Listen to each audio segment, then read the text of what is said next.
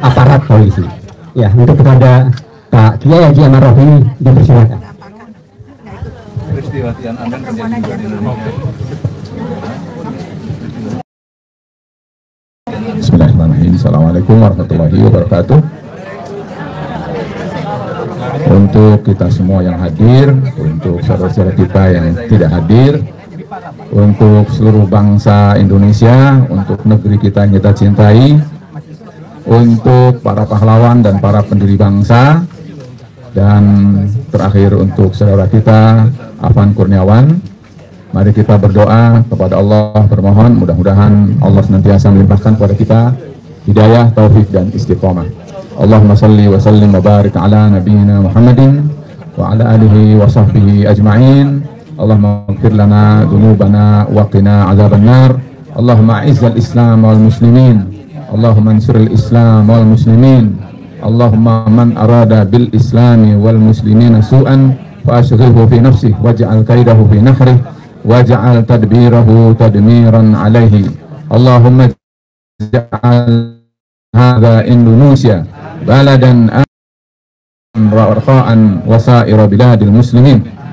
Ya Allah, kami berkumpul di tempat ini adalah karena prihatin dan terpanggil atas berbagai kepedihan dan kesedihan yang terjadi di negeri kita, negeri kami yang kami cintai ini. Dan karena itu dengan segala kerendahan, ya Allah, ya Aziz, ya Rahman, agar Engkau memberikan pada kami jalan keluar yang segera, sehingga bangsa ini segera keluar dari kemelut, dari musibah, dari petaka, dan menuju negeri yang baldatun thayyibatun wa rabbun ghafur.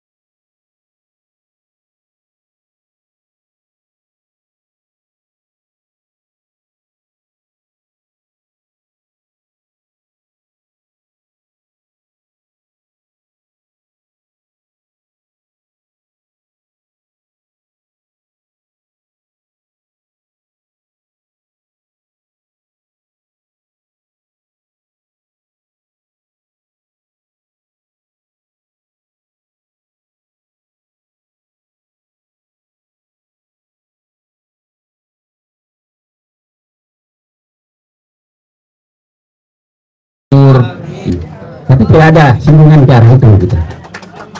Ya.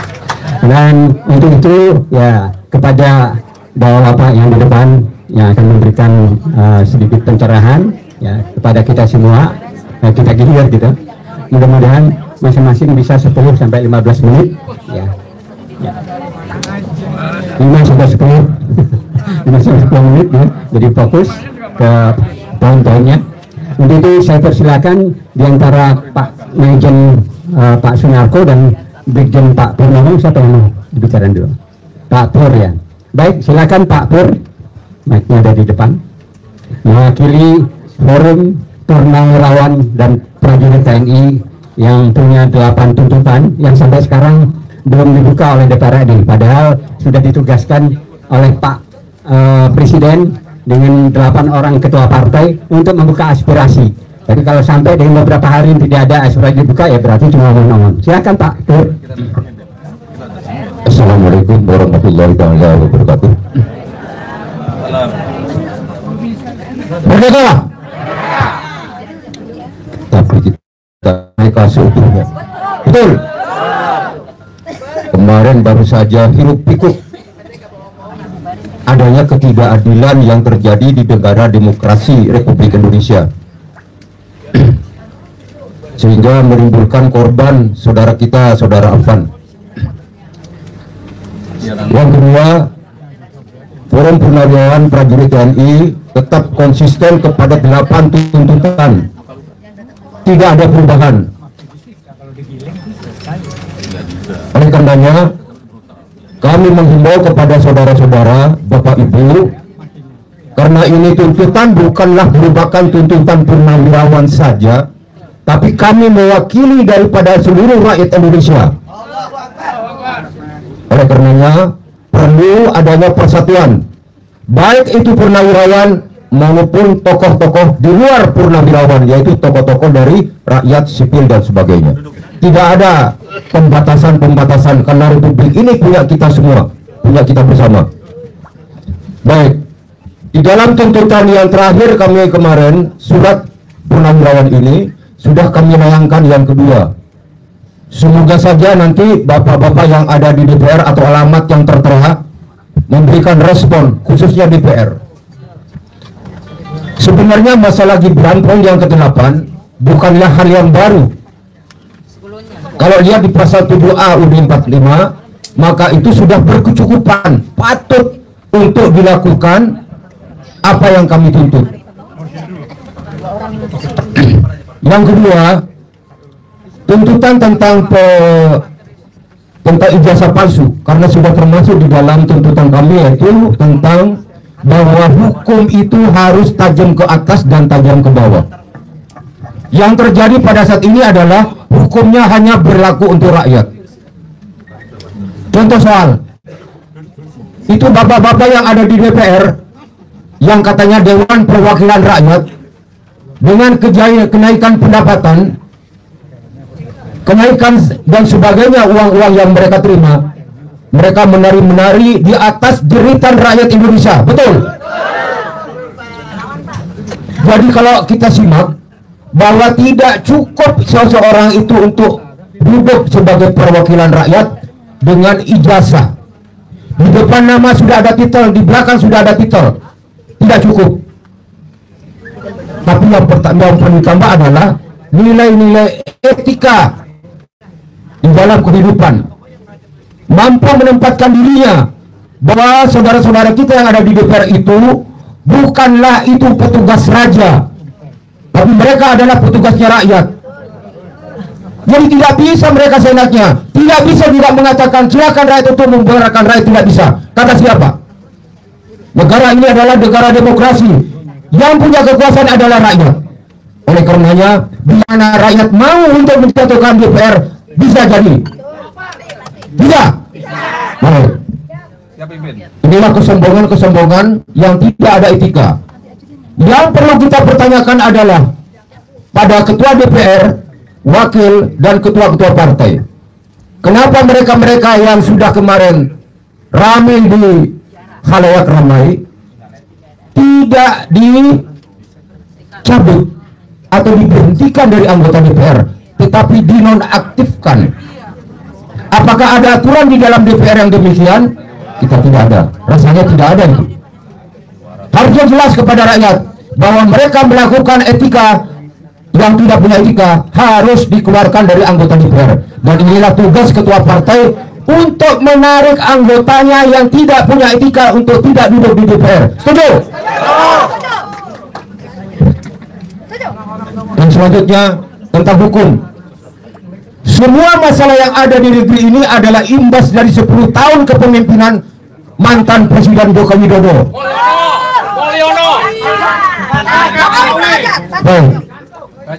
Joko Widodo membuat satu keputusan-keputusan yang memberikan bom waktu buat rakyat, menimbulkan perang horizontal. Ini yang terjadi sekarang.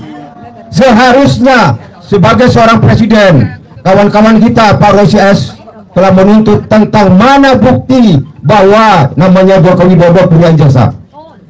Yang menjadi aneh adalah di Amerika, negara yang mbahnya demokrasi, Obama sebelum duduk, rakyat Amerika tidak mau karena Obama bukan rakyat Amerika. Tapi Obama menunjukkan, inilah akte kelahiran saya lahir di Hawaii. Kenapa Jokowi tidak bisa? Ini jasa saya, buktikan. Jangan membuat gaduh.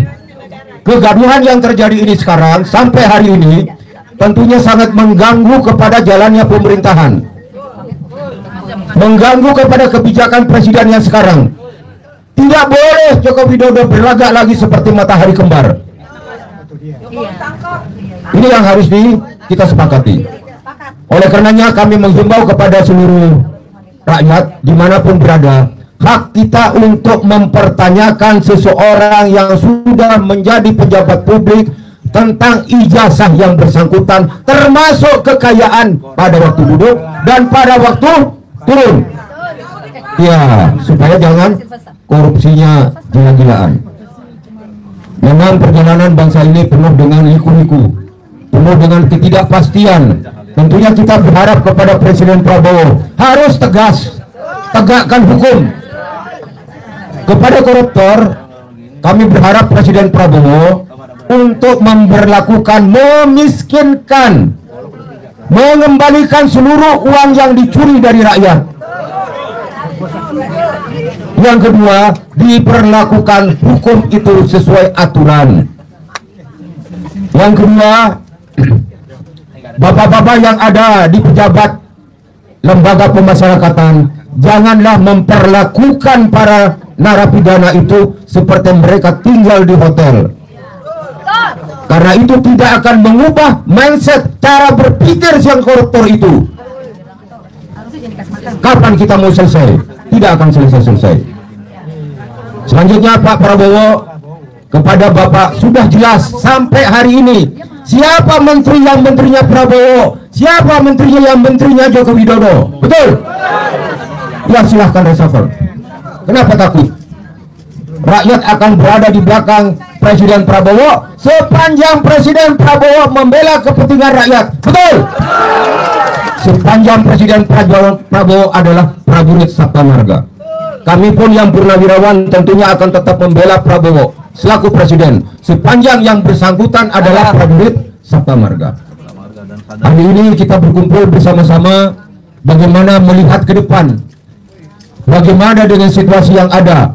Jangan menyalahkan rakyat kalau rakyat berbuat yang tidak baik, karena yang memberikan contoh adalah para pejabat. Betul? Hak-hak rakyat diambil, jingkrak-jingkrak, menari-nari karena di atas itu dapatnya udah uang rakyat. Nah sekarang rakyat marah. Jangan marah. Bapak polisi yang bertugas di lapangan, saya minta tertib. Kendaraan-kendaraan, peluru itu untuk siapa? Itu semuanya adalah uang rakyat. Oleh karenanya kepada Bapak Kapolri bertanggung jawab atas kematian atau korban para demonstran yang terjadi, yang luka-luka. Dan saya minta kepada Presiden Prabowo memberikan penilaian tersendiri kepada Kapolri. Setuju? Silahkan Bapak Presiden, Bapak punya hak prerogatif. Mau lanjut mau tidak, urusan Bapak. Negara ini sudah hampir hancur. Kalau orang bilang katanya 2045 kita akan menjadi Indonesia emas. Emas dari mana? Tidak ada itu. Bohong itu semua. Sekarang aja rakyat tidak bisa makan. Baik, kami berharap kepada saudara-saudara dalam melakukan tuntutan-tuntutan sebaiknya juga melakukan hal-hal sesuai aturan sehingga tidak menimbulkan kerugian kepada rakyat yang tidak bersalah, tidak menimbulkan ketakutan kepada rakyat. Kita berjuang untuk kepentingan rakyat demi keutuhan NKRI. Terakhir kepada Pak Prabowo selaku Presiden, Bapak jangan usah takut, Bapak harus segera melakukan reshuffle kabinet. Kita sudah tahu Bapak mana presiden, mana kabinet itu menterinya Bapak, mana yang bukan. Janganlah sampai mereka menggunting dalam lipatan. Selamat berjuang Pak Prabowo untuk kepentingan rakyat. Wassalamualaikum warahmatullahi taala wabarakatuh. Terima kasih Jenderal Purnomo. apa Jenderal Sunarko mau menambahkan? Cukup. Ya. Ibu dan Bapak, saya tidak perlu menyimpulkan, tapi penggunaan gas air mata bukan air mata, ya, itu udah penggunaan untuk yang sebenarnya adalah untuk menghilangkan nyawa. Pengalaman ada di mana? Kanjuruhan, ratusan meninggal gara-gara penggunaan gas air mata. Dan tadi malam itu polisi juga secara brutal menyemprotkan gas air mata jam 12 malam ke kampus Unisba dan kampus Unpas. Dan juga Pak Prabowo, ini sebenarnya gas air mata itu sudah dilarang oleh PBB untuk disita gas air mata itu karena itu uang dari rakyat. Terima kasih. Lanjutnya kita mintakan kepada Bapak Bambang Setio, ya, dari Majelis Permusyawaratan Umat Islam Indonesia. Silakan Bapak.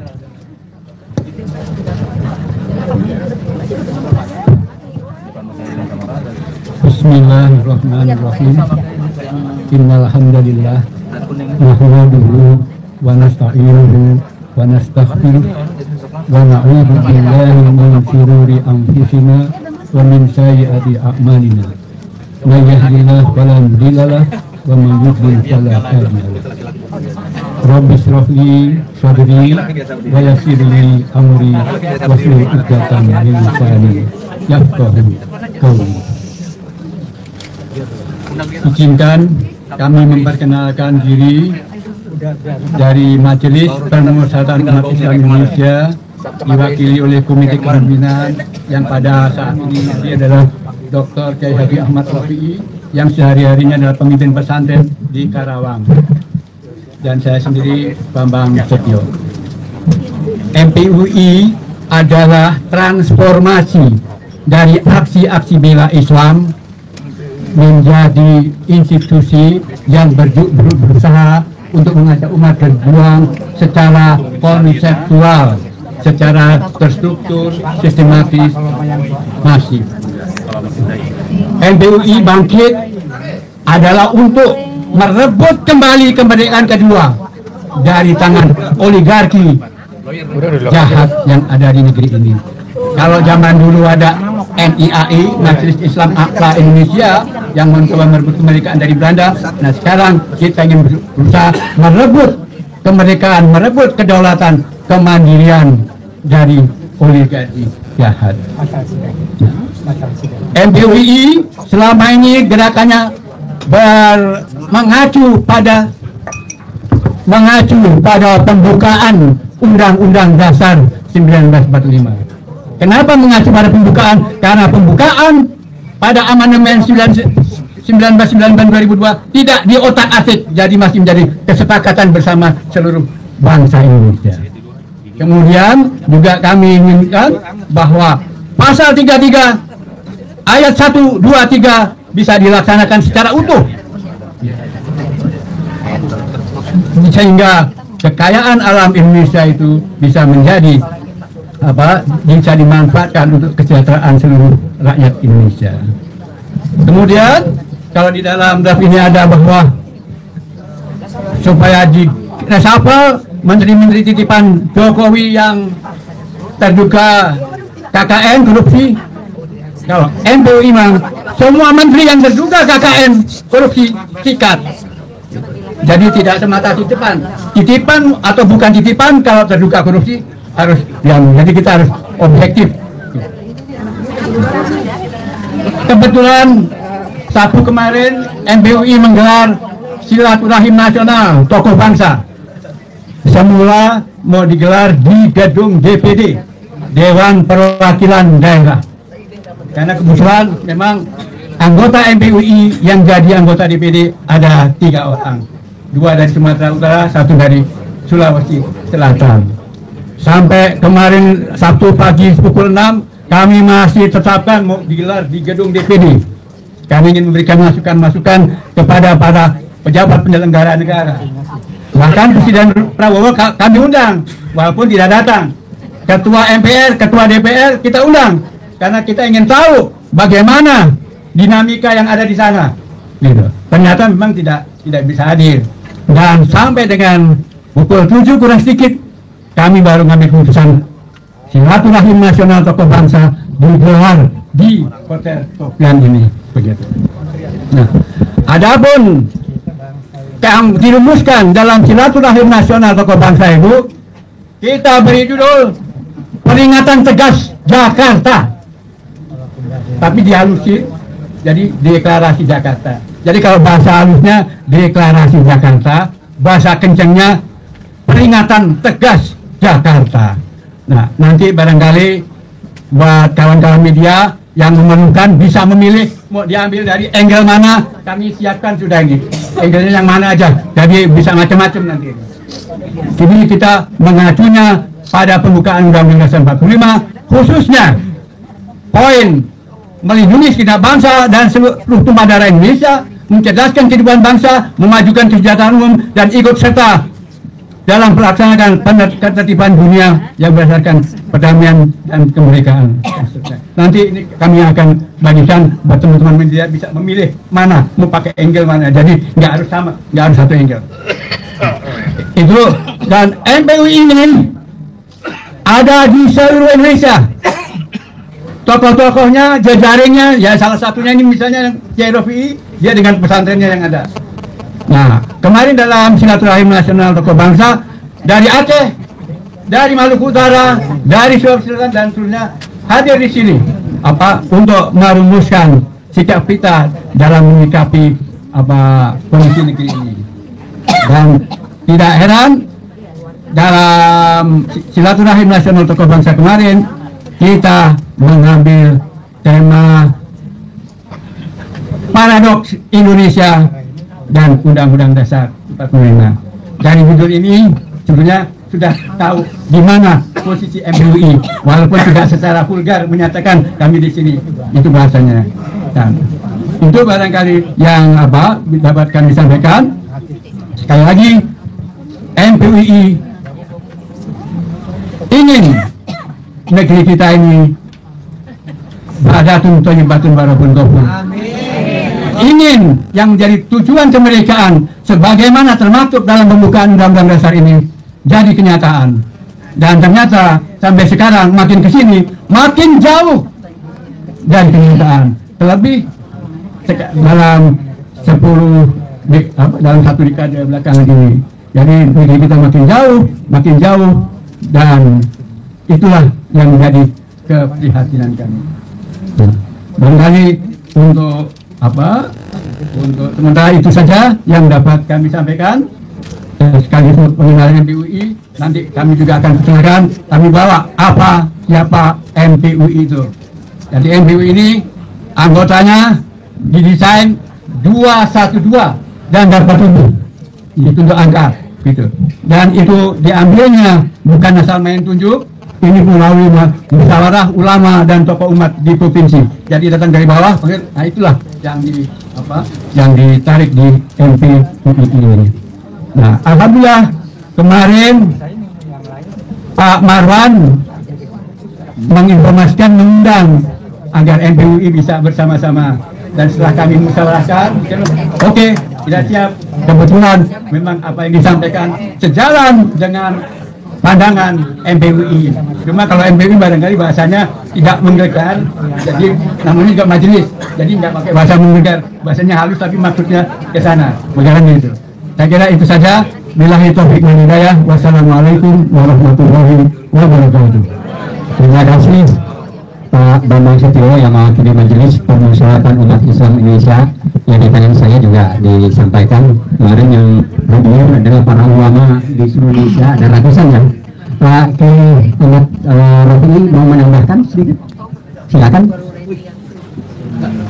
Mau menambahkan? Silakan.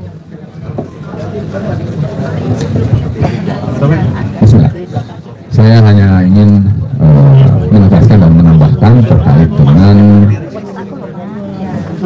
relevansi apa yang kami support pada hari ini dengan apa yang menjadi kesepakatan kami pada waktu kami melakukan silaturahmi nasional. Mungkin saya hanya ingin menambahkan sedikit tentang hasil kesepakatan dan relevansinya dengan apa yang kita akan sepakati pada pagi hari ini. Kami sepakat dan mendesak para pemangku kepentingan negara, dalam hal ini adalah Bapak Presiden, anggota MPR, DPR, DPD, dan Mahkamah Agung Republik Indonesia untuk satu, segera memberlakukan Undang-Undang Dasar 1945 berdasarkan Dekret Presiden 5 Juli 1959 secara murni dan konsekuen. Dua, menegakkan sistem kerakyatan yang dipimpin oleh hikmat kebijaksanaan dalam permusyawaratan perwakilan. Tiga, mendudukan MPR RI menjadi lembaga tertinggi negara, penjelmaan dari seluruh rakyat Indonesia yang menetapkan garis-garis besar haluan negara GBHN. Empat, mengutamakan dialog terbuka dengan rakyat terkait dengan hajat hidup orang banyak sebagai perwujudan partisipasi masyarakat. Lima, kepada Panglima TNI dan atau Kepala Kepolisian Negara Republik Indonesia untuk mengamankan pelaksanaan Undang-Undang Dasar 1945 yang diberlakukan berdasarkan Dekret Presiden 5 Juli 1959 dengan disiplin dan penuh tanggung jawab. Terakhir, keenam, yaitu kami berlepas tangan kepada Allah yang Maha Kuasa apabila peringatan tegas ini diabaikan atau tidak dilaksanakan sepenuhnya. Oleh karena itu, segala bentuk perubahan yang saya kira bukan tergesa-gesa adalah merupakan harapan kami agar Indonesia ini segera maju dan tidak hanya sekedar repot mengurusi perkara-perkara yang seharusnya sudah selesai. Demikian tambahan dari saya. Terima kasih. Wassalamualaikum warahmatullahi wabarakatuh. Waalaikumsalam. Terima kasih Pak Haji Rofi.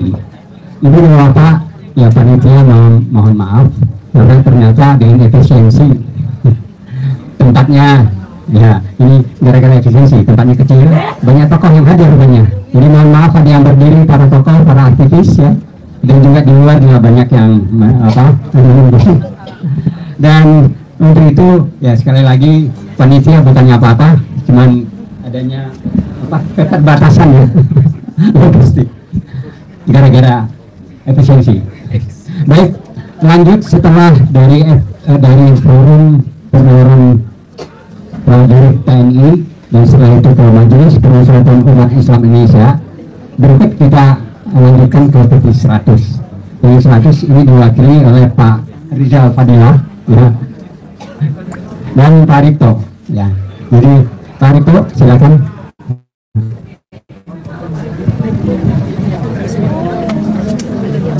Assalamualaikum warahmatullahi wabarakatuh.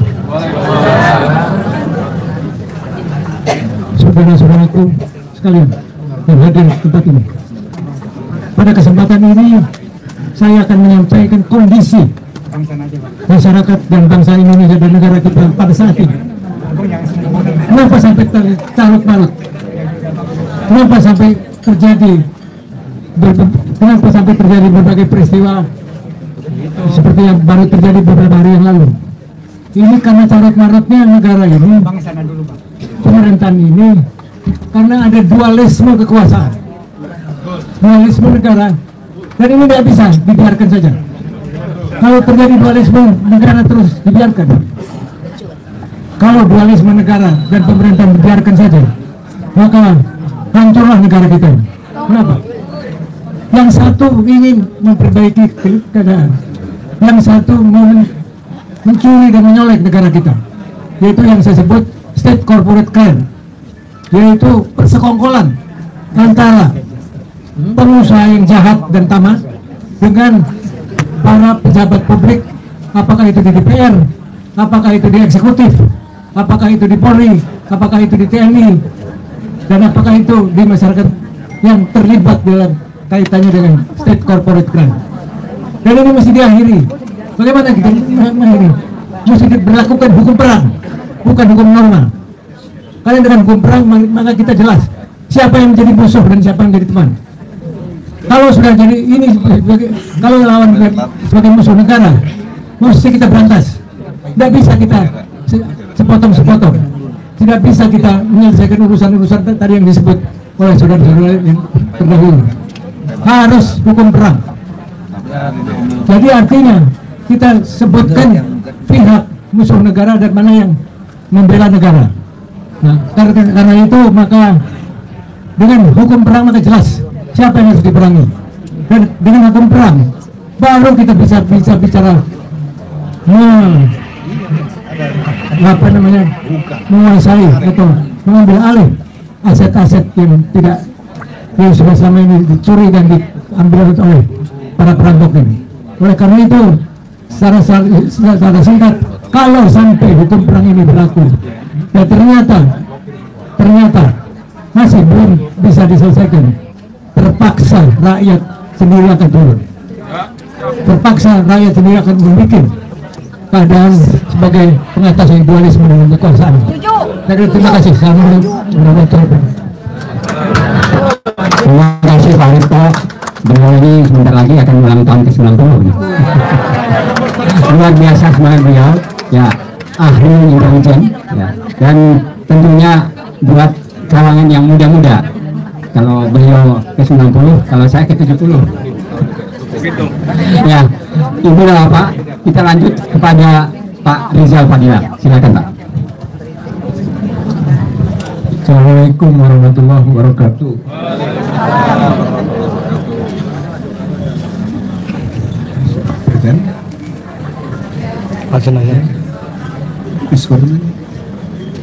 Ini kita skor sebentar setelah selesai azan, kemudian teruskan Bapak Rizal.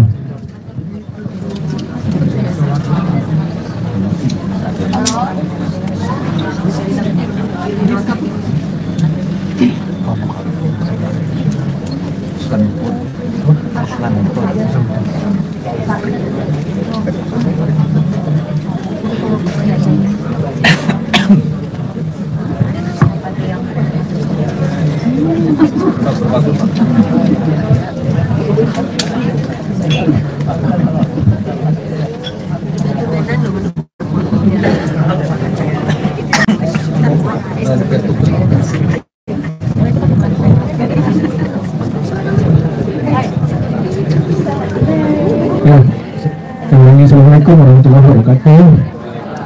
Alhamdulillah arsalahu rasulahu bil huda wa dinil haqq yuzhirahu ala dini kullih wa kafa billahi syahida.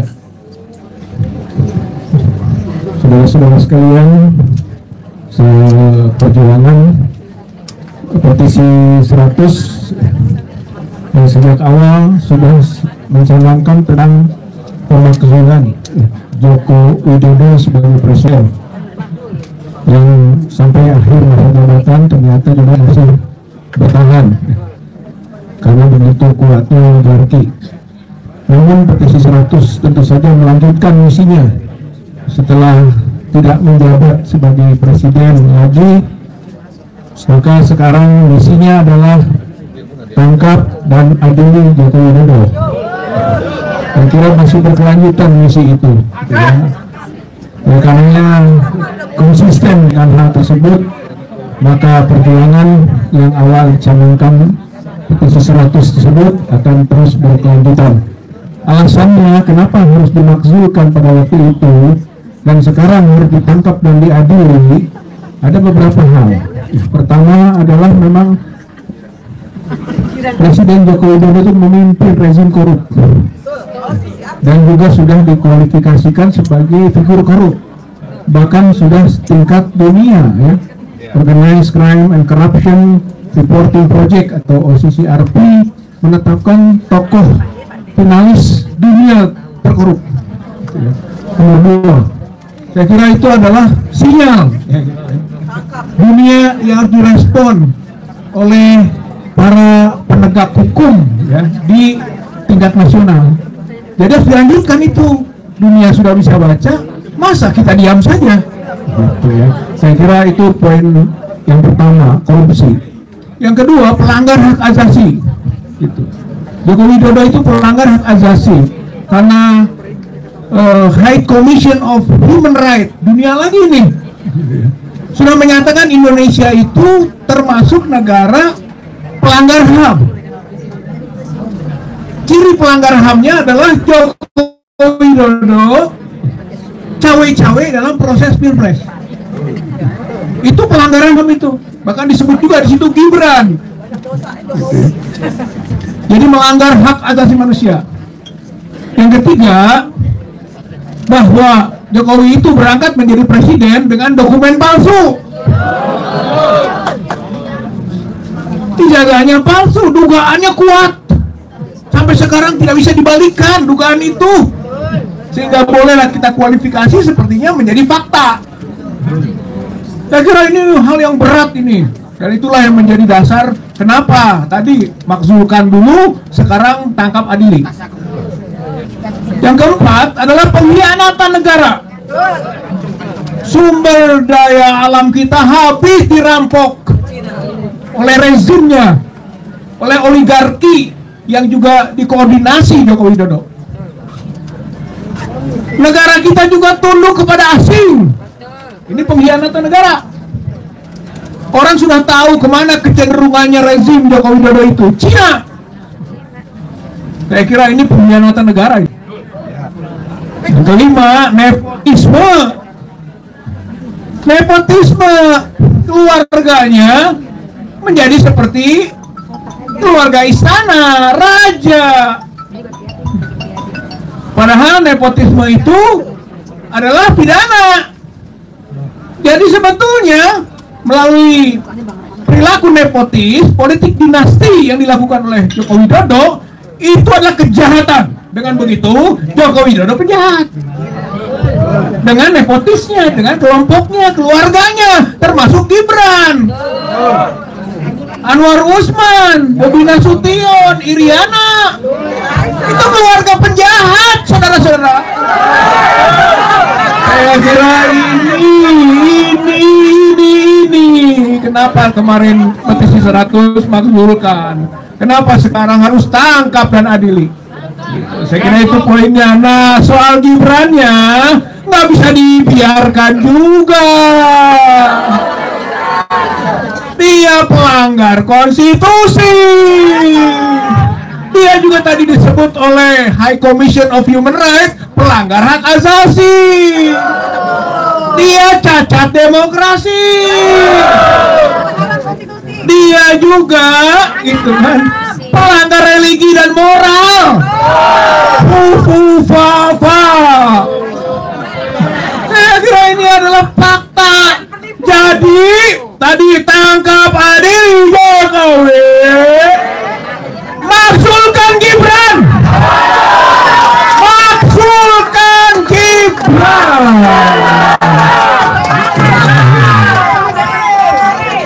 Yang ketiganya, kasus faktual, aktual, kasus yang sekarang terjadi, kerusuhan berbasis apa?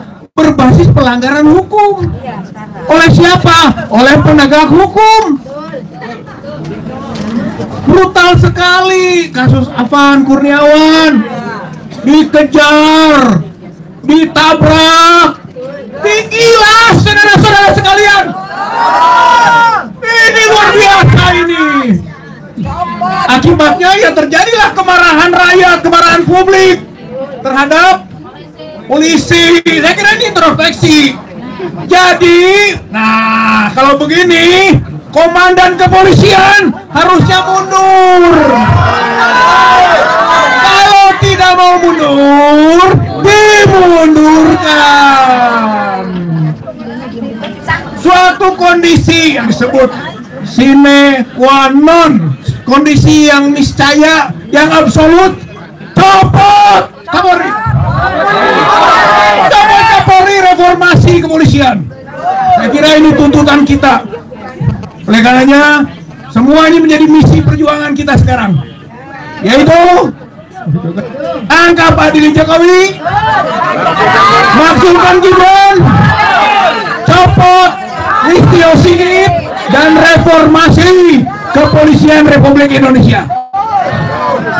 Maka sekarang hayo para mahasiswa, hayo para purnawirawan, hayo para santri dan ulama, hayo kaum major, hayo kaum buruh, semua para aktivis bergerak, bergerak, bergerak, bergerak secara konstitusional untuk merubah keadaan ini secara konstitusional untuk mengubah menjadi lebih baik. Siapa yang menghalangi?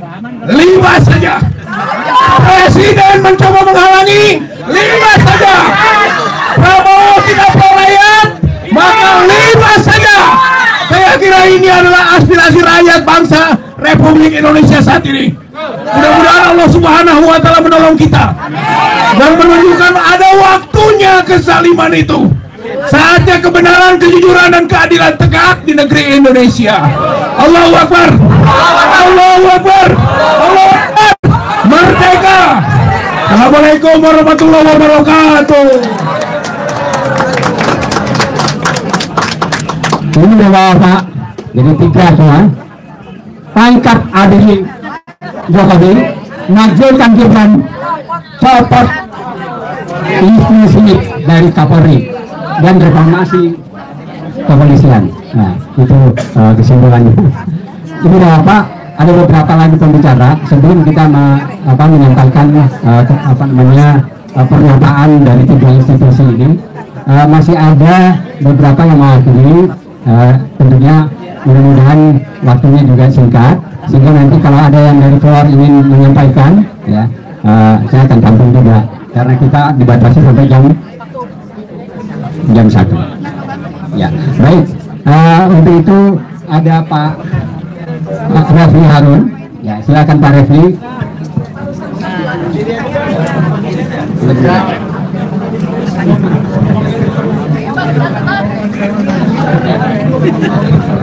Saya beri aja ya. Oh, ya gini kesini aja. Assalamualaikum warahmatullahi wabarakatuh. Waktu tidak banyak. Yang ingin saya sampaikan singkat saja. 1. Bahwa pada tanggal 30 Agustus kemarin sudah dibentuk sekretariat bersama untuk mengagregasi kepentingan kita bersama, yaitu setidaknya 2 hal. 1. Adili Jokowi. Sepakat nggak?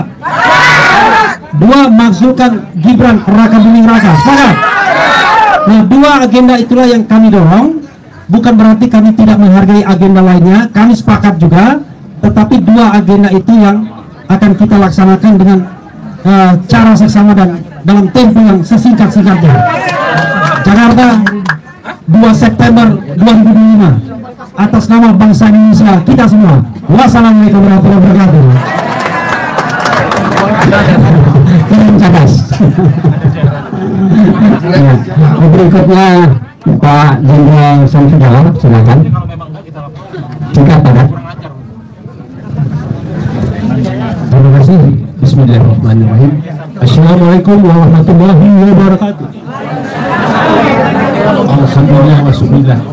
Asyhadu an la ilaha illallah wa asyhadu anna Muhammadan rasulullah. Pada pertemuan pada siang pagi hari ini betul-betul rahmat Allah. Semua Allah akan memberkati kita. Karena silaturahim adalah memperpanjang umur dan memurahkan rezeki, Dan saya terima kasih apa yang saya sampaikan tadi. Kalau betul, nggak ada lagi. Tangkap Jokowi dan Adili. Bukan berani Jokowi itu PKI. Antek atau lagi. Ya? Saya bilang aguan itu apa? Aguan itu antek Jokowi. Dan terus terang aja, kenapa kita nggak berani Jokowi itu PKI? Saya ada dokumennya, hidup pasti tahu itu sebagai kabin. Dia juga pengkhianat juga itu. Itu umat Islam dibunuh di tengah hari berapa banyak ya? Ya, siapa lagi? Semuanya Agung Wiranto penjilat semua itu. Ya. Coba kita lihat bagaimana mana penghargaan itu. Coba ini kemarin pembagian itu apa namanya? Itu penghargaan itu Bung Karno Putra. Coba bayangin, kami ini dapat tanda-tanda jasa penghargaan dari presiden langsung, bukan dari Prabowo ya. Apa nilainya apa? Mensesnek itu apa kerjanya? Mensosial itu apa kerjanya? Itu kan ada data-data orang yang akan melakukan Tuhan diteliti dulu kan. Ini siapa yang dapat? Semuanya dapat. Kayak pembagian subsidi aja. Ya. Ini tak benar. Dan terus terang aja, saya terus terang bukan pakai bingung gagahan enggak. Saya dalam Puspom Abri. Komandan Polisi Militer Angkatan Bersenjata Republik Indonesia, Penegak Hukum Disiplin dan Tata Tertib Abri. Sekarang ABRI pecah, maka sebenarnya pecah TNI dan Polri, apa aja dia? TNI banyak tantangan, Polri banyak tentengan. Ini fakta. Polisi tidur aja nggak reportkan ya, apalagi polisi bangun. Ya, nggak ada. Itu betul. Kembali lagi. Ya saya minta gitu pada kita sekarang kalau Panglima TNI itu polisi militer itu hanya satu di dunia. Nggak ada sekarang lagi. Pom-AU. Ini pecah-pecah ini untuk mengerjumlah aja gitu. Nggak ada. Jadi kembali lagi. Dan saya juga bukan hanya Kapolri, Jaksa Agung juga. Saya mantan Jemiter. Ya. Itu tahu kan? Bagaimana si Erick Thohir sama kakaknya itu terlibat kasus Pertamina. Saya bilangnya nggak terlibat. Karena harus dibayar. Saya dari Kompolnas dapat itu Jaksa Agung dapat berapa? Dolar Malaysia-nya, dolar Singapura. Sama istri mudanya dapat rumah itu. Ini saya bukan menyampaikan gini apa? Ini fakta yang bicara. Ya. Dan nggak ada lagi. Semuanya. Allahu Akbar. Allahu Akbar. Saya nggak mau mengucapkan merdeka karena kita belum merdeka. Kita masih dijajah oleh ini. Bahkan kalau perlu Prabowo itu masih di bawah kita Jokowi, Prabowo kita turunkan. Saya tuh sama ya, Prabowo pernah saya periksa. Saya sebagai 60 April itu Wiranto dan Pak Rosita, mana kasus Prabowo nih? Mahkamah Militer sudah. Tapi kenyataannya enggak. Dan juga ke DKP. Kenapa? Mantu Presiden. DKP apa? SBY itu. Keputusan DKP apa? Diberhentikan dari dinas keprajuritan. Sama juga dipecat. Hanya waktu dijual ke Habibie dirubah diberhentikan dengan hormat. Tidak ada lagi. Jadi presiden kita sekarang ini pernah yang dipecat. Dan apalagi berani ijazahnya juga jelas. Dan Jokowi itu PKI dan itu antek ya. Semuanya oligarki. Ya, ini yang penting ini. Mari kita siap untuk berjuang karena sesuai dengan apa kata alim ulama kan, kalau ada perbuatan zalim tidak wajib untuk mencegahnya. Kita bicaranya apa? Kita dari bersuara sekarang. Dengan doa walaupun sudah iman gitu ya. Nggak ada. Selamat berjuang. Bila itu hidayah. Wassalamualaikum warahmatullahi wabarakatuh. Waalaikumsalam. Terima kasih Jenderal Samsial. Ada tambahan Pak Jenderal Narko? Ya cukup. Nah untuk itu kita beri kesempatan di samping kanan ada ini sebelum ada Pak Edi Mulyadi dan ada juga yang jauh dari Jawa Timur Surabaya Pak Doni. Ya Pak Edi Mulyadi silakan dulu.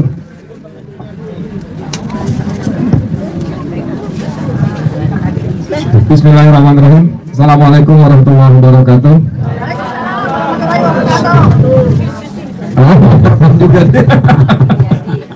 Biasa nambahin aja seperti dikatakan Refli Harun tadi, 30 Agustus kemarin sudah dibentuk dan dideklarasikan Sekber, Sekretariat Bersama Adili Jokowi dan Majukan Gibran.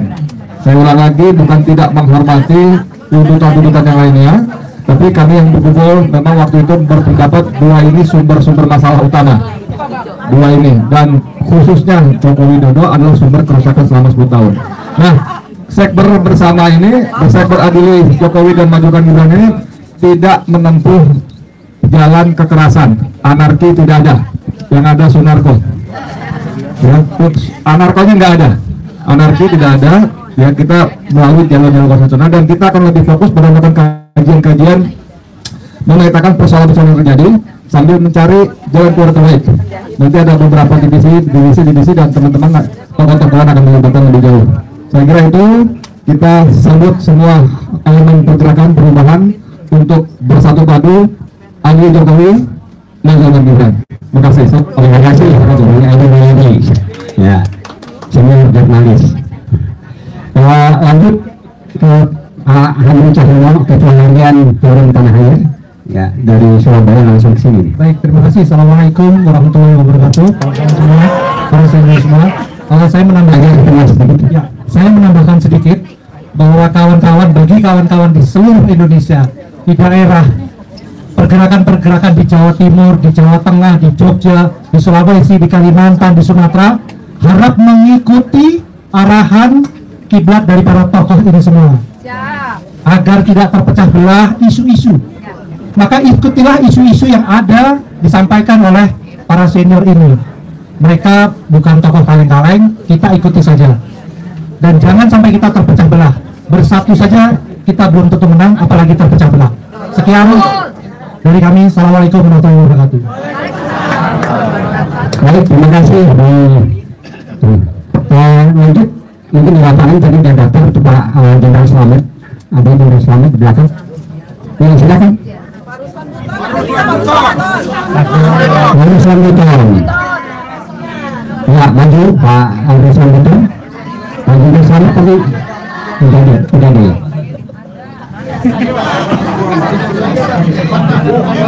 Oh ya.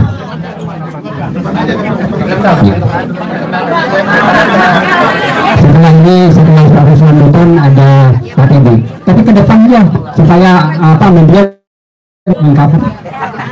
Pak Teddy yang ke depan. Ya. Siapa Pak Ruslan? Bismillahirrahmanirrahim. Assalamualaikum warahmatullahi wabarakatuh. Terima kasih atas waktunya yang diberikan kepada saya. Saya diberikan kesempatan untuk berbicara, singkat saja.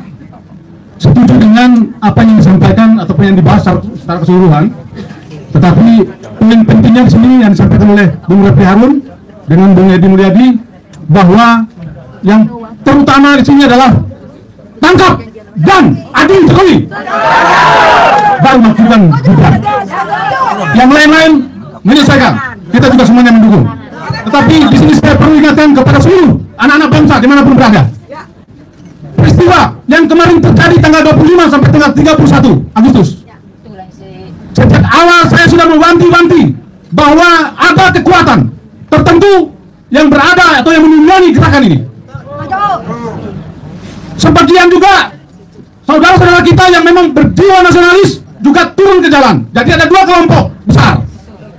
Tetapi kalau kita bisa memetakan kelompok-kelompok mereka yang melakukan adu domba, yang melakukan penjarahan dan pembakaran, itu adalah murni kelompoknya mereka yang menciptakan situasi supaya Prabowo segera lengser dan digantikan oleh Gibran.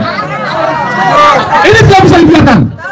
Tetapi satu pembelajaran penting yang bisa kita petik dari itu, bahwa tidak ada kekuatan selain persatuan.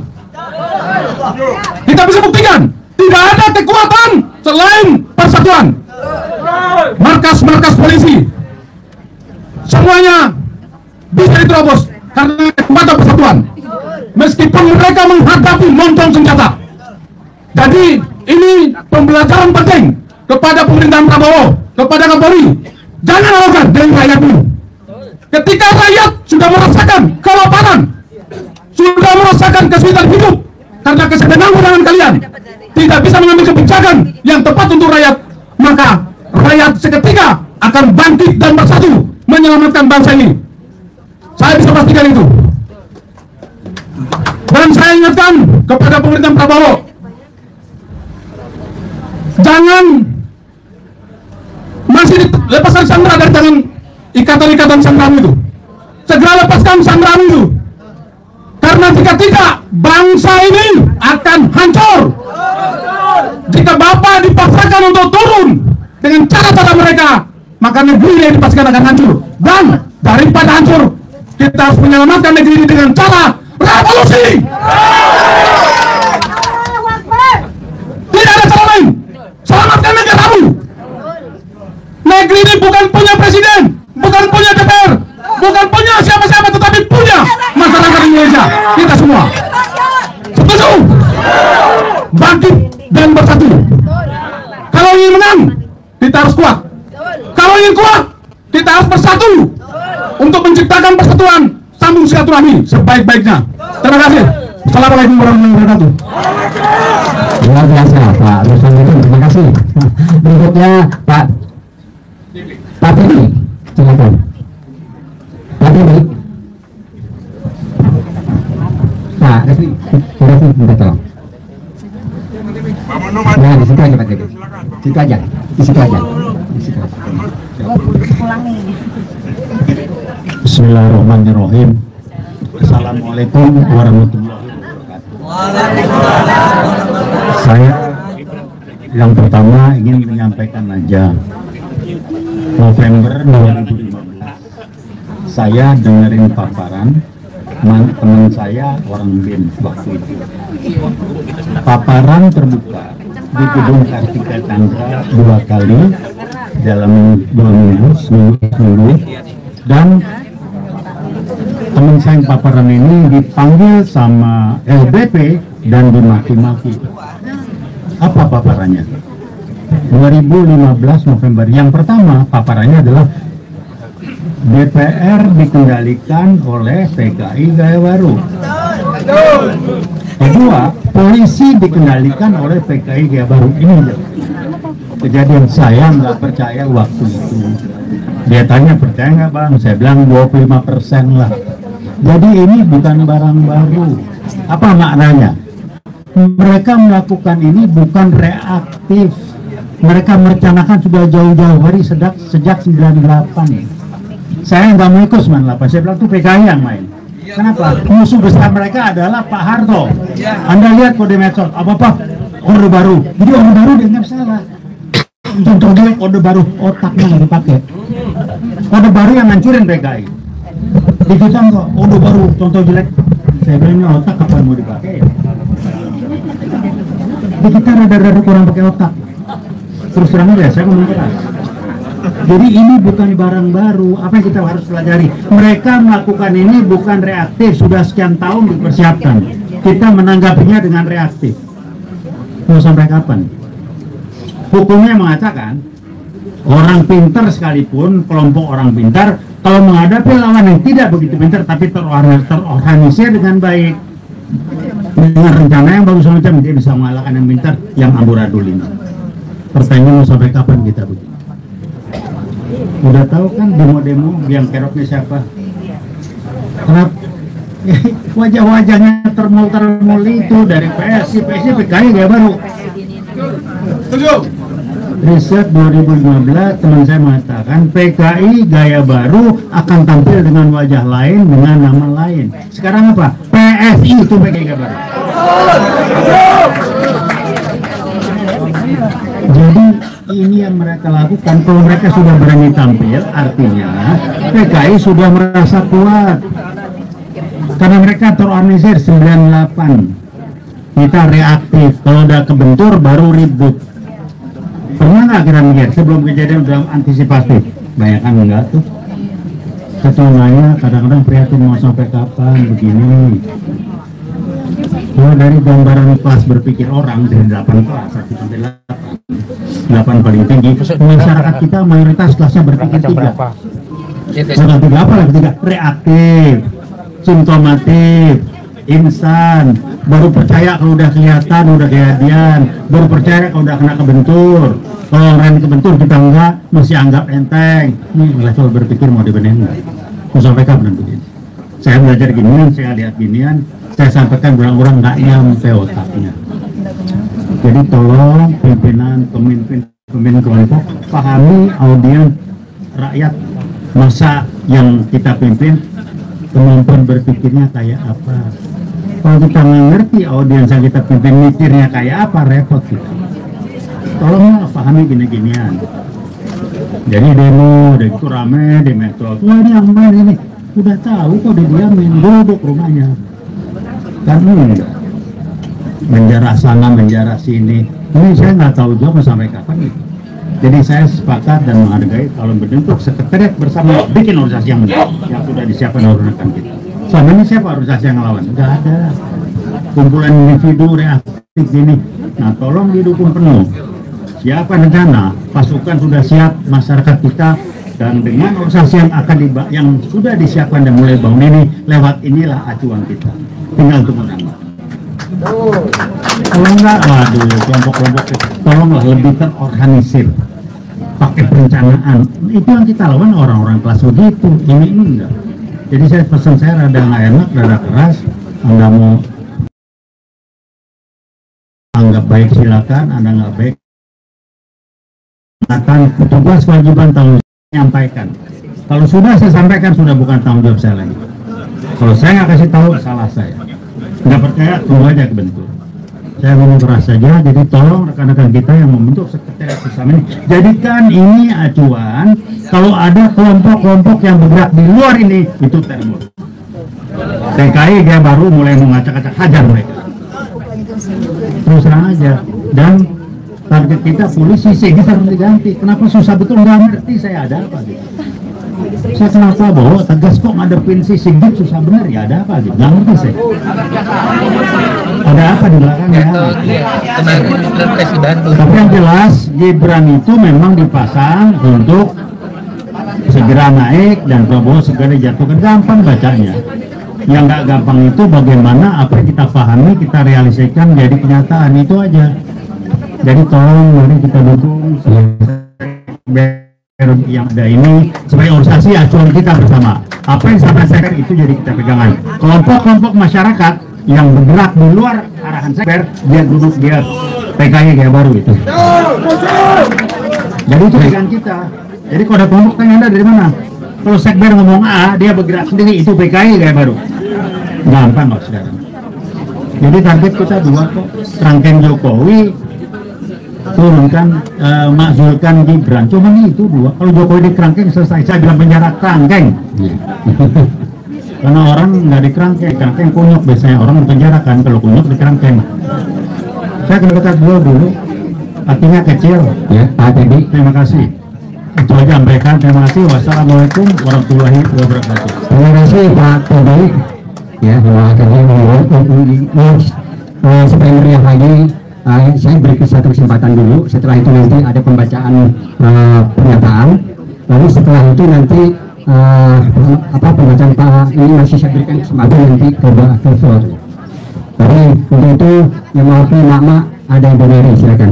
Ayo silakan. Assalamualaikum warahmatullahi wabarakatuh. Sebenarnya saya bukan mewakili Mama, tapi memang saya Mama. Jadi begini, kemarin kami masih di Tebet, saya dihubungi oleh ipar saya, anaknya dibawa oleh polisi, perempuan umur 26, pintar, kerja di sekretariat ASEAN, di mana kantornya bersebelahan dengan Barreskrim. Hanya karena status IG, tanpa ada BAP atau panggilan lebih dulu untuk pencarian fakta, langsung diambil dibawa ke Barreskrim.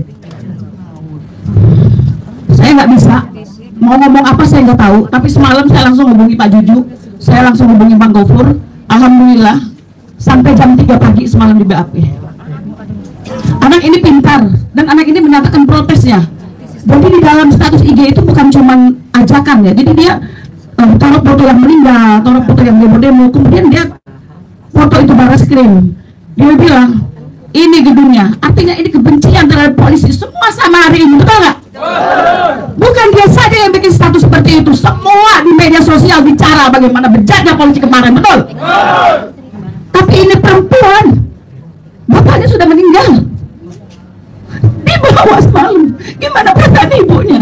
Bagaimana kerja polisi? Kami minta perhatian kepada Bapak Kapolri. Kalau Anda masih Kapolri, kami akan menghormati Anda, tapi Anda harus fair dalam bertindak. Anak ini tidak bersalah. Kalau satu Anda hukum, maka semua Anda harus Anda hukum. Begitu banyak data yang diulas, dianalisis di media sosial. Begitu gampang kalau Anda mau mencari siapa yang demo kemarin, betul Pak ya? Begitu gampang siapa yang bawa molotov dan sebagainya. Nggak mungkin Anda nggak tahu. Kami pun tidak bodoh. Jadi tolong kepada kepolisian Republik Indonesia, jangan Anda memutarbalikkan fakta. Kalau Anda tidak mampu, Kapolri, kami tarik Anda mundur. Nggak perlu Anda bertanggung jawab untuk hal yang Anda tidak bisa. Kita cari pengganti yang bisa. Pada Bapak Prabowo, ini adalah laporan dari kami warga yang sangat-sangat tidak mengerti hukum. Tapi kami tidak mau diinjak oleh hukum yang sudah diputarbalikkan oleh penegak hukum. Terima kasih. Kami minta bantuan kalau bisa ada lembaga bantuan hukum atau apa, karena ini pasti akan terjadi banyak terjadi di lapangan. Terima kasih Bang. Itu kewenangan yang digambarkan. Ya, ini sebenarnya bayar itu sudah menggambarkan beberapa tahun yang lalu bagaimana kewenangan yang dilakukan oleh aparat polisi yang dikepalai oleh Listio Sigit. Gitu. Itu sebabnya kita meminta untuk dipecat. Ya. Baik, untuk itu kita persilakan Pak Mordan Batubara, bukan pengembang batubara. Berdiri di tengah dan saya mintakan kepada para narasumber juga berdiri untuk dibacakannya pernyataan untuk saya. Saya berdiri Bapak para narasumber, Pak Refli. Pak Refli agak di tengah di samping Pak. Ya, silakan.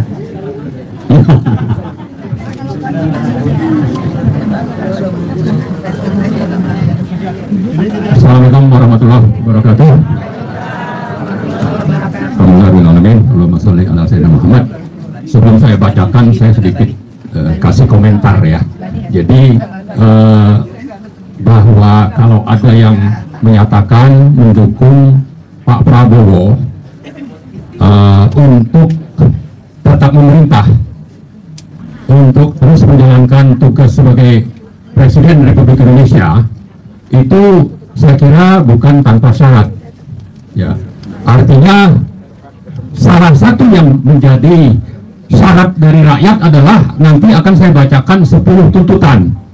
Kalau masih misalnya hipokrit bilang mau menghilangkan negara dalam negara, tapi salah satu pentolan negara baru di PIK itu diundang ke istana, ya ini namanya hipokrit. Ya, lalu rakyat di mana-mana menggugat Jokowi, makzulkan Gibran misalnya, tapi Presiden Prabowo menyatakan hidup Jokowi. Ini juga hipokrit. Nah, karena itu dukungan kita di sini bukan tanpa syarat, dan ini harus diperhatikan oleh Pak Prabowo. Ya, ini sebagai pembuka saja. Saya kira juga saya bacakan ini sudah mengakomodasi apa yang menjadi tuntutan dari Purnawirawan. Dulu ada 8 tuntutan, tapi belum masuk yang namanya tangkap dan adili Jokowi. Tapi belakangan saya konfirmasi ke Pak Narko, itu sudah oke masuk, jadi 9 sebetulnya ya. Kemudian dari MPUI juga sama. Jadi karena itu saya kira ini sudah menjadi aspirasi bersama kita, minimal dari yang menyelenggarakan acara ini pada pagi ini, yaitu FPPTNI, Petisi 100 dan MPUI. Baik, saya baca ada 5 pertimbangan bahwa setelah 80 tahun merdeka, NKRI kehilangan jati diri sebagai negara merdeka, berubah menjadi negara terjajah akibat ulah para oligarki pengkhianat negara, pelaku kejahatan State Corporate Crimes atau SCC. Bahwa sesuai dengan terminologi SCC, Jokowi telah membuat kebijakan dan peraturan secara otoriter, anti musyawarah, anti demokrasi, syarat KKN, dan anarkis terhadap konstitusi. Ya, jadi saya kira bukan cuma anarkis fisik ya, ada anarkis terhadap konstitusi oleh Jokowi. Jokowi masuk dalam daftar pemimpin terkorup dunia tahun 2024 versi OCCRP.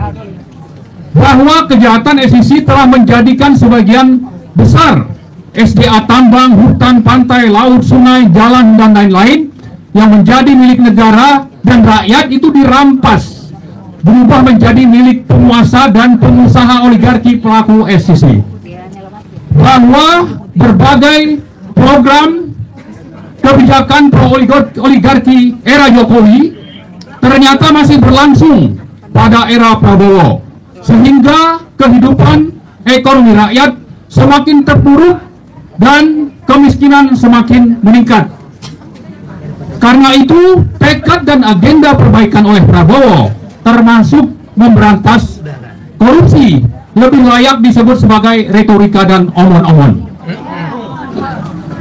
Pertimbangan terakhir bahwa terlepas dari agenda berbagai kelompok yang berkepentingan, perlawanan para demonstran di Jakarta dan di berbagai daerah yang merupakan protes dan muara kemarahan yang muak dan menumpuk atas kejahatan Jokowi, bukannya memecah masalah, Presiden Prabowo dinilai malah meneruskan agenda pro-oligarki Jokowi.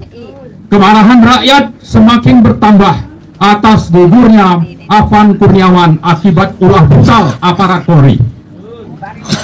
Atas dasar hal-hal di atas, kami dari berbagai elemen bangsa di bawah koordinasi FPPTNI, Petisi 100 dan MPUI dengan ini menuntut pemerintah, DPR dan pihak-pihak terkait. Pertama, memulihkan dan memberdayakan ekonomi dan kehidupan rakyat serta menjaga stabilitas harga-harga kebutuhan pokok.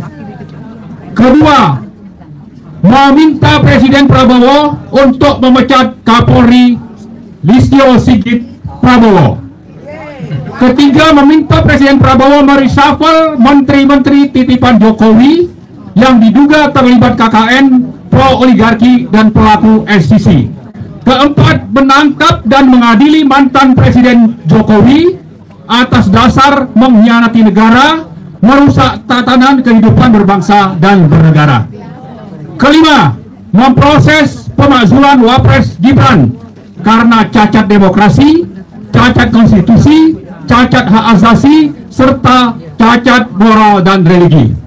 Keenam, mereformasi dan menempatkan Polri di bawah kendali Kementerian Dalam Negeri yang selama ini terkesan menjadi operator dari oligarki.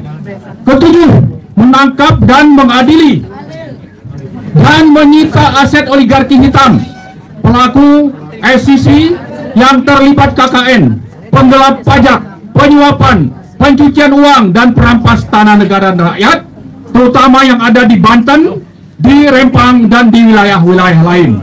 Kedelapan, memproses hukum pembunuh Afan Kurniawan dan pelaku aksi anarkis. Kesembilan, menangkap dan mengadili pelaku kejahatan HAM berat seperti pembantaian KM50, tragedi Stadion Kanjuruhan, tewasnya sekitar 700-an petugas KPPS, dan berbagai pelaku tindak anarkis. Terakhir, ke-10, menjalankan pemerintahan mandiri, berdaulat, independen, konstitusional, taat hukum, amanah, bebas oligarki hitam, dan bebas dari hipokrisi dan syarat omon-omon. Kami menghimbau seluruh rakyat Indonesia bergabung dalam upaya konstitusional yang kita lakukan ini guna meraih cita-cita proklamasi dan mengambil daulat rakyat dari tangan oligarki pelaku SCC. Kami menuntut tindak lanjut dan langkah nyata dari Presiden Prabowo dan DPR RI. Jakarta, 2 September 2025, Sekretariat FPP TNI, petisi 100 dan MPUI. Terima kasih. Assalamualaikum warahmatullahi wabarakatuh. Takbir, Allahu Akbar. Merdeka. Terima kasih Pak Maman Batubara yang bukan pengusaha batubara. Baik, itu udah Pak, kita masih tinggal tahu di luar ini. Jadi kalau masih ada dari ya, silakan duduk. Maaf. Baik, jadi ibu dan bapak,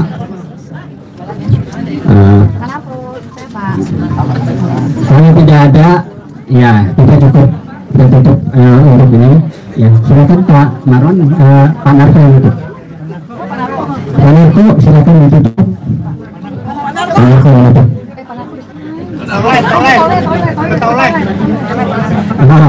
Ya udah, Pak Marwan yang tutup. Baik Pak Safril, sebelum ditutup saya ingin mengucapkan terima kasih kepada terutama hadirin yang sudah berkenan hadir meskipun kondisi ruangan yang seperti ini, dan saya berharap ini bisa dimaklumi karena perjuangan itu bukan soal nyaman tapi soal bagaimana tekad itu bisa kita terus kembangkan dan jalankan. Kemudian terima kasih juga kepada teman-teman wartawan, para YouTubers perjuangan, dan juga saya kira yang tidak kalah penting adalah para tokoh yang sudah hadir, terutama dari Purnawirawan itu ada Pak Narko, Pak Pur, kemudian Pak Samsul Jalal, dan saya kira ada yang lain Pak Slamet. Kemudian dari MPUI juga seperti Pak Bambang, Pak Rofi, ya, dan ada teman-teman lain termasuk sebetulnya Mas Honi itu punya dua peran gitu ya, mewakili MPUI dan juga FPA.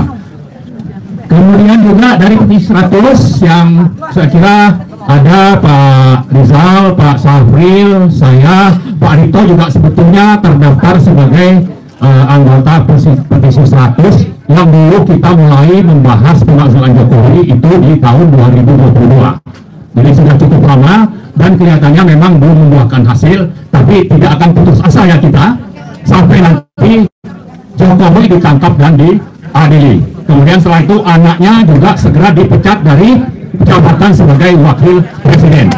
Ya. Nah, ke depan saya kira ini bisa saja menjadi awal. Jangan ini dianggap sebagai akhir dari perjuangan kita. Ini adalah titik awal dalam rangka kita melihat momentum ya bahwa yang namanya Presiden Prabowo mengundang berbagai tokoh atas dasar atau termasuk juga dari ormas pimpinan partai karena sangat concern ya, prihatin dengan bagaimana banyaknya demonstran yang anarkis, yang saya kira kita juga tidak setuju dengan itu.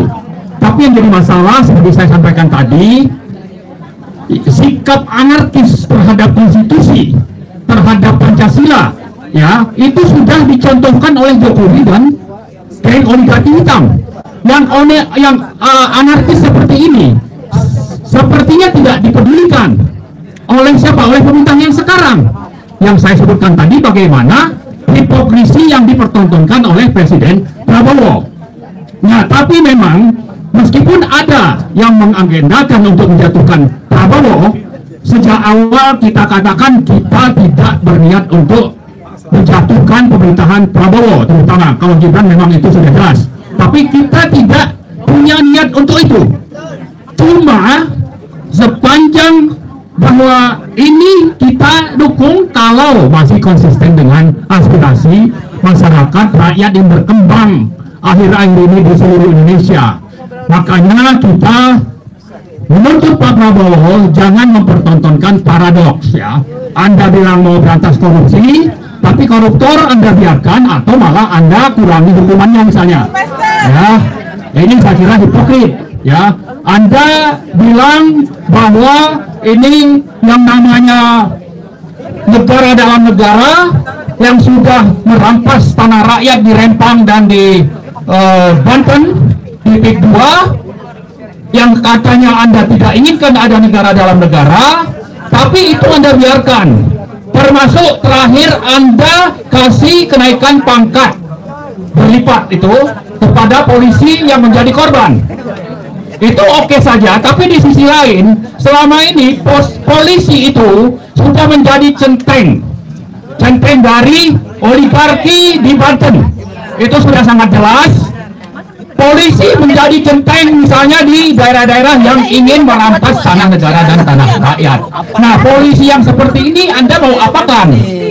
Ya Pak Prabowo, untuk yang jadi korban demo oke, Anda apresiasi. Tapi untuk yang menjadi agen tacung ya, centeng dari oligarki, Anda mau apakan ini?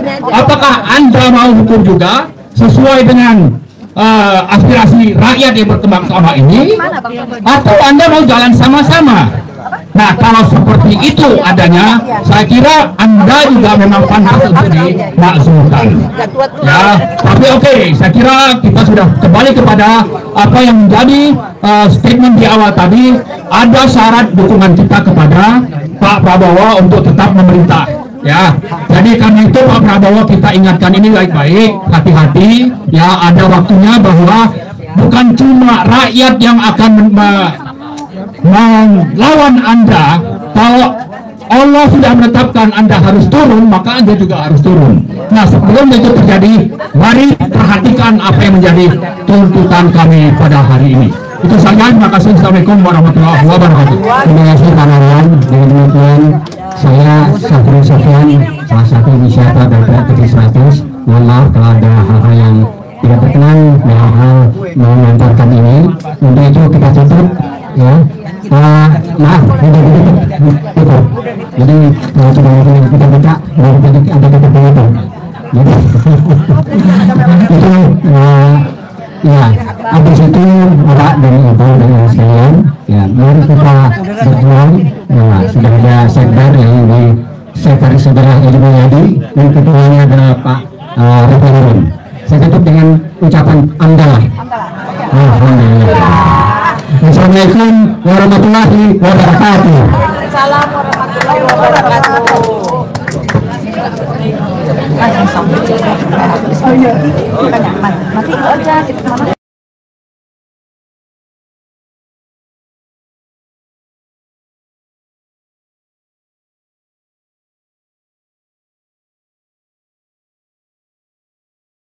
Itu karena saya lihat ini Bu, saya juga agak mungkin memberikan saran bahwa khusus untuk suku bunga 6% flat, kalau saya tidak salah ya, 6% flat ini kesannya kecil, memang 6%. Tetapi kalau efektifnya ini besar 6% ini, karena dia flat. Nah, kalau bisa kepada mereka yang